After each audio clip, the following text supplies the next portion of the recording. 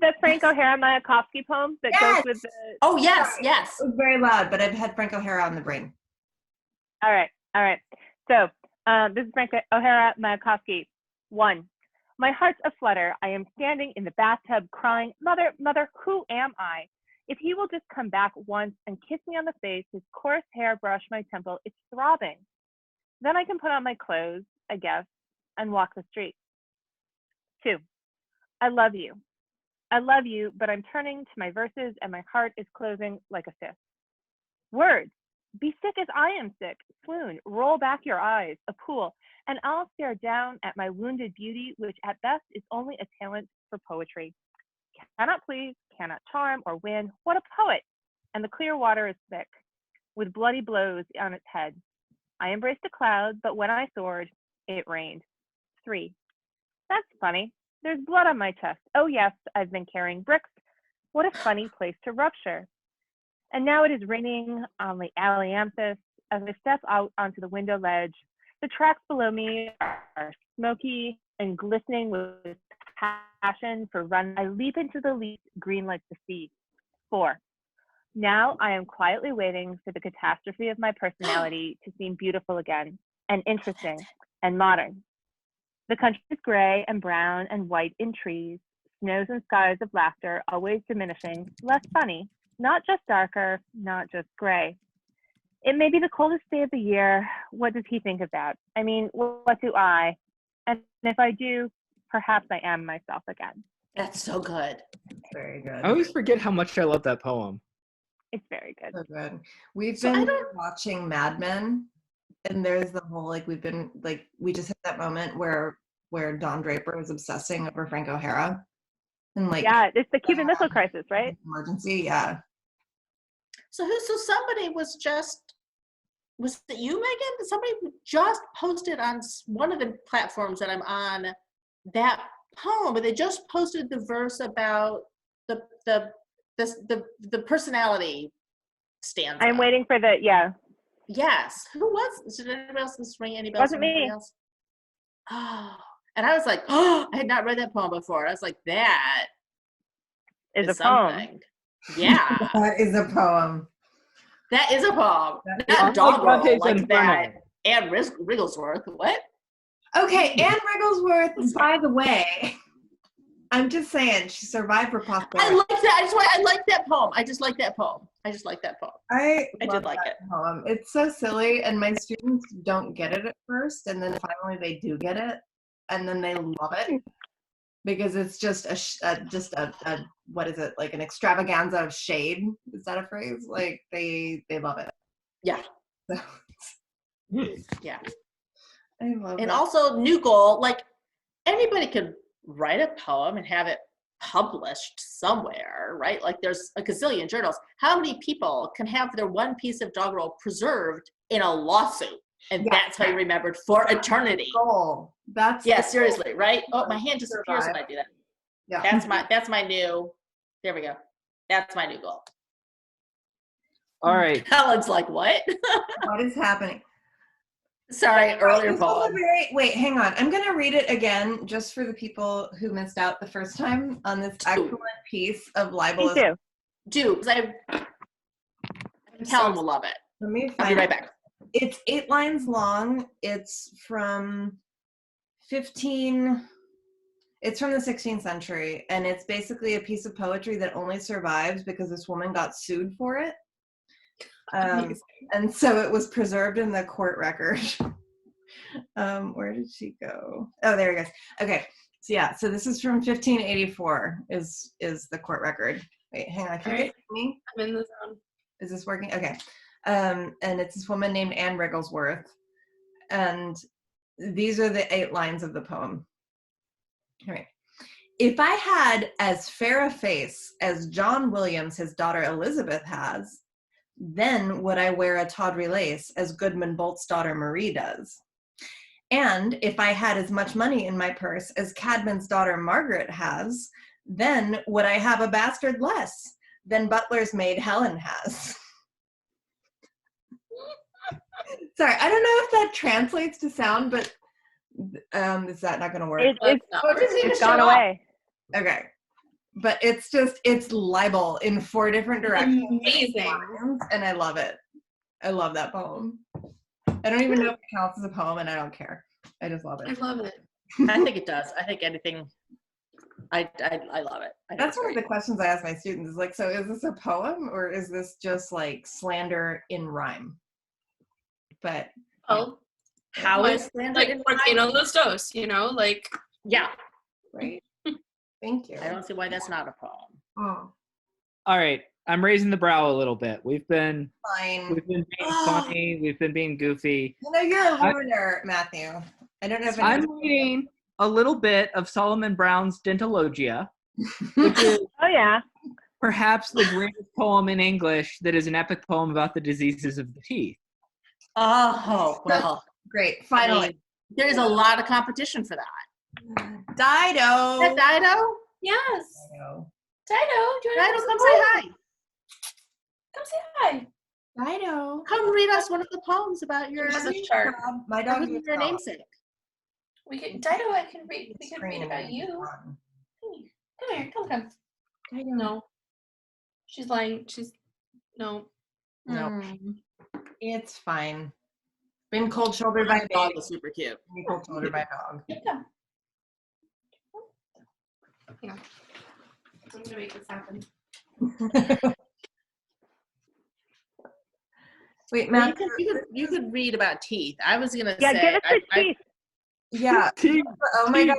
Dido lets you pick her up? Oh, she's so big. That's unfair. Neither of my dogs Yeah. allow this. Stay. Wait, where's Henry? There's Is that Henry? It's hard to see with the weird background situation. Oh, there he is. Little dog. Oh. Oh, buddy. Oh my God. How is Dido so big? The camera is distorting it a little. Oh, But my question is less how is Dido so big and how is Helen so picking her up? she's Oh. 40 pounds. That's still, I mean, Boswell is 30 pounds and I still, like, he squirms like an eel, so I can't even. She likes being held. Oh. Like I will like hold her on a hip with one arm and like stir a pot with the other hand kind of thing. How very Italian. Yes. Matthew, tell us about teeth. Yes. All right. Yeah, exactly. Dentologica. Ahem. Whene'er along the ivory discs are seen the filthy footsteps of the dark gangrene, when carries come with stealthy pace to throw corrosive ink spots on those banks of snow, brook no delay, ye trembling, suffering fair, but fly for refuge to the dentist's care.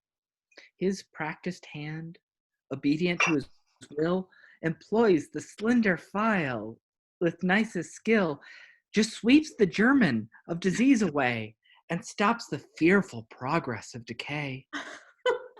Fair science thus, with timely care combined, becomes the faithful friend of humankind, reverses oft man's miserable fate, and serves his cureless ills to mitigate, extracts the poison from his tainted breath,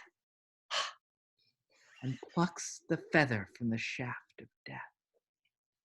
From long neglect, which nothing can atone, should caries excavate the solid bone, destroy the bright enamel in its way, and lay the nerve quite naked to the day. Still, dental science, subject of my song, invents expedients to redress the wrong. And I think I'll stop there. The wrong of that poem, Jesus Christ. It's got like 60 pages of notes as well. Oh God! Incredible. Wait, what year is that? It's the 19th century. I'd have to look it up. Clearly. Hmm. Clearly it's the 19th century. Oh my God. Huh. How long is it? Very. I love like novel length poems of insanity. Yes. Like the My Cat Jeffrey one. And Yeah. you know the one I'm Oh, talking about? actually, that's a good, It's like For I Will Consider My Cat, Jeff. It's like Oh, Yeah, yes. Christopher Smart. 1,000 I have not read versions. it. Yeah. That I mean, no, these are like that poems that are like good. 20 lines at most. Like the first 8 or 10 stanzas of it was in like a number of different like poetry for children anthologies that I had as a kid. And then like when I learned more about the poem, I was like, why are you teaching us this like document of literal like horrific mental disorder? But okay. Which was the poem about a cat, or was it about a goldfish? There's I think an Oliver Goldsmith poem about a favorite cat who Okay, drowned, that's what I'm and thinking. it's like a mock heroic. Yeah. Oh, I'm pretty yes. Hold on. No, I got it. Or carry on. Oh, you got it. Yeah. Okay. Okay, well, it's right I over like there. I could like I have it right over there on my shelf. It's like That's the all good people. Like you win. it's like the well-lived My Good Cat one, right? Or something. Well, there's a bunch of different ones. There's like the mock heroics, and there's the one about, I'm looking for a particular one. Why is my phone is not working? Exactly. Maybe it's not Goldsmith. Oh, I was thinking of this one, which is I don't know. I just Googled it. It's by Hal Summers. Read it, Helen. My old cat is dead, who would butt me with his head. He had the sleekest fur. He had the blackest purr. Always gentle with us was this black puss. But when I found him today, stiff and cold where he lay, his look was a lion's, full of rage, defiance. Wow, what a rhyme. For he would not pretend that what came was a friend, but met it in pure hate. Well died, my old.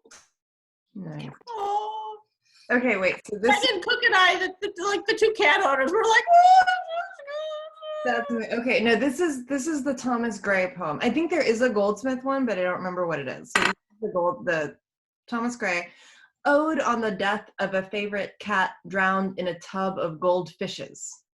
That's the one I was thinking of. That sounds right. Gold fishes. Okay. yeah. Who wrote it? Thomas Gray.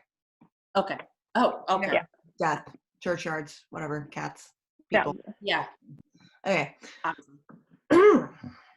'Twas on a lofty vase's side, where China's gayest art had dyed the azure flowers that blow. Demurest of that tabby kind, the pensive Solyman reclined, gazed on the lake below.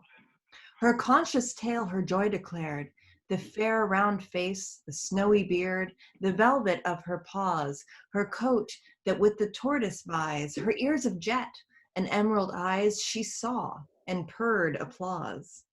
Still had she gazed, hi Sam, but midst the tide 2 angel forms were seen to glide, the genii of the stream. Their scaly armor's Tyrian hue through richest purple to the view betrayed a golden gleam. The hapless nymph with wonder saw, a whisker first, and then a claw. With many an ardent wish, she stretched in vain to reach the prize. What female heart can gold despise? What cat's averse to fish?